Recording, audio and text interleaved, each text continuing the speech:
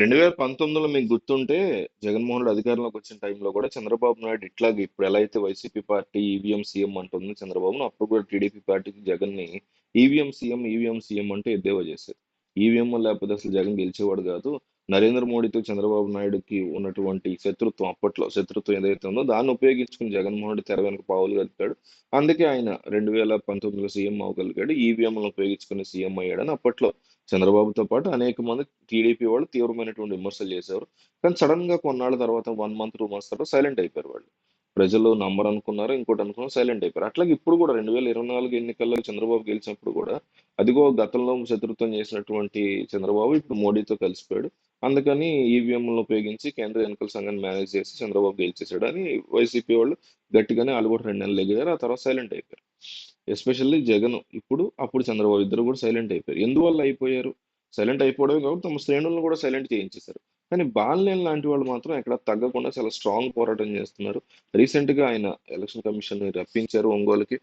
ఒక mock polling లాంటిది నిర్వహించింది ఎలక్షన్ కమిషన్. అయితే మాకు కావాల్సిన మాక్ పోలింగ్ కాదు, వీవీప్యాట్లు లెక్కించండి. వీవీప్యాట్లు ఎందుకు ఆపేశారు? దాదాపు 90 రోజులు ఉంచాల్సినటువంటి వీవీప్యాట్లను ఎందుకు తగలబెట్టేశారు కొన్ని చోట్ల అని బాలినేని శ్రీనివాసరెడ్డి గట్టిగానే పోరాటం చేస్తారు.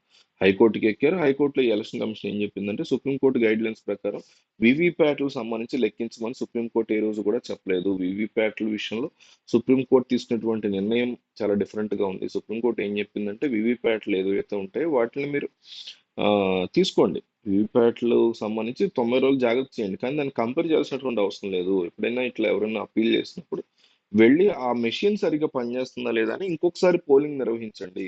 వేరే వేరే గుర్తులు పెట్టి ఆల్రెడీ ఉన్నటువంటి ఓట్లు వేసిన వాళ్ళనో బయట వాళ్ళనో తీసుకొచ్చి మాక్ పోలింగ్ చేయండి.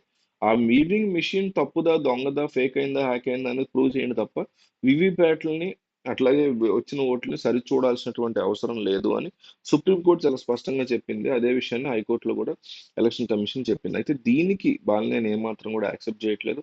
ఆయన ఇప్పుడు నేరుగా సుప్రీంకోర్టుకి వెళ్ళి అక్కడే ఈ విషయాన్ని తెలుసుకోవడానికి సిద్ధపడుతున్నారు. అంటే సుప్రీంకోర్టు గైడ్ లైన్స్ ఉన్నప్పటికీ సుప్రీంకోర్టును కూడా క్వశ్చన్ చేసేటువంటి రైట్ ప్రతి ఒక్కళ్ళకి ఉంటుంది. డిమాండ్ చేయలేం కానీ క్వశ్చన్ చేయొచ్చు. సుప్రీంకోర్టులో ఉన్నటువంటి ఆల్రెడీ ఉన్న చట్టాలు ఏవైతే ఉంటాయో వాటిని అలా కాదు మై లార్డ్ ఇట్లా మరి వీవీప్యాట్లు చెక్ చేయకపోతే అది నిజమైనటువంటి ఈవీఎం మెషిన్ ఎట్లా తెలుస్తుంది? మాక్ పోలింగ్ ఏముంది? ఆ మెషిన్ తప్పు అనట్లేదు.